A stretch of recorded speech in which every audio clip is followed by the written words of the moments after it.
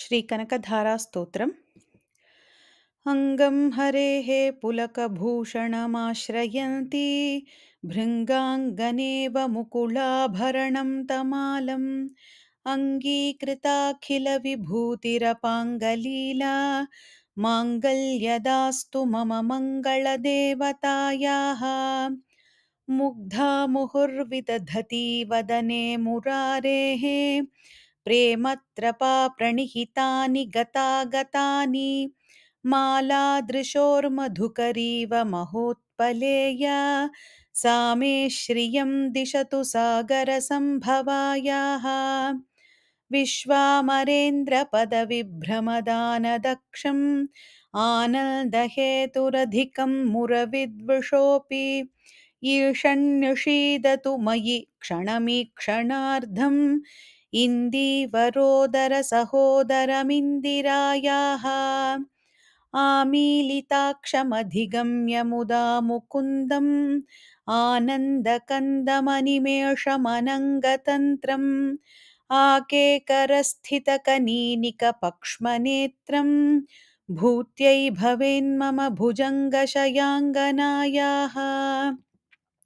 बाह्वन्तरे मधुजितश्रितकौस्तुभेया हारावलीव हरिनीलमयी विभाति कामप्रदा भगवतोऽपि कटाक्षमाला कल्याणमावहतु मे कमलालयायाः।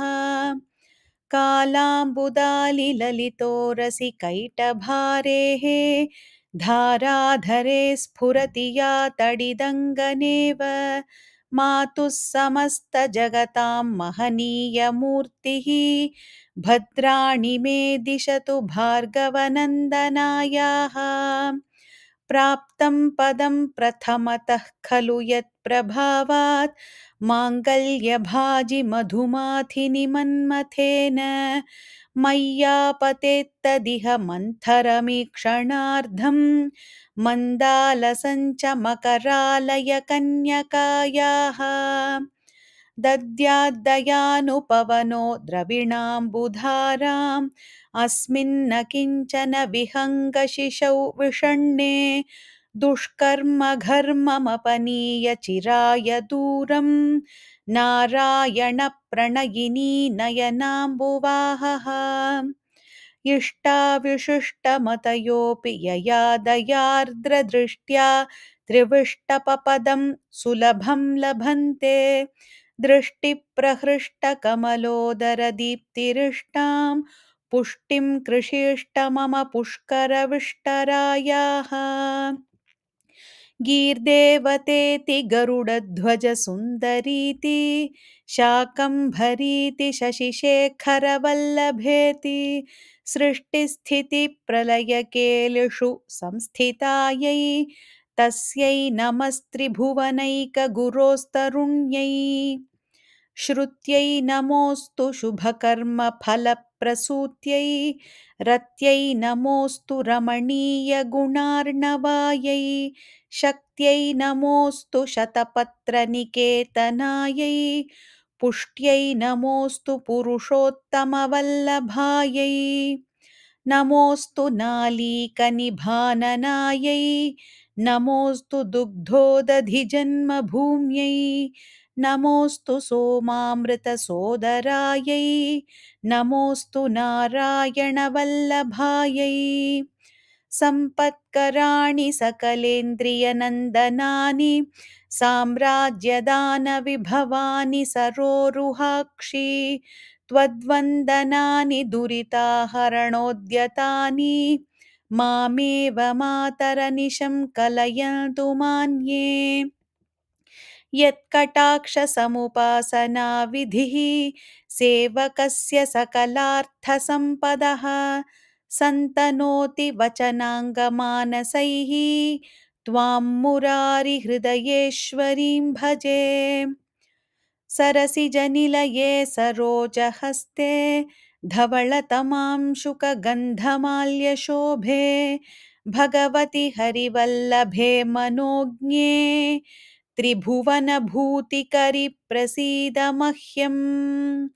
दिग्हस्तिभिः कनककुम्भमुखावसृष्टस्वर्वाहिनी विमलचारुजलप्लुताङ्गीं प्रातर्नमामि जगतां जननीमशेषलोकाधिनाथ गृहिणीम् अमृताब्धिपुत्रीं कमले कमलाक्षवल्लभे त्वं करुणापूरतरङ्गितैरपाङ्गैः अवलोकय माम् अकिञ्चनानां प्रथमं पात्रमकृत्रिमं दयायाः स्तुवन्ति ये स्तुतिभिरमीभिरन्वहं त्रयीमयीं त्रिभुवनमातरं रमां गुणाधिका गुरुतरभाग्यभागिनः भवन्ति ते भुवि बुधभाविताशयाः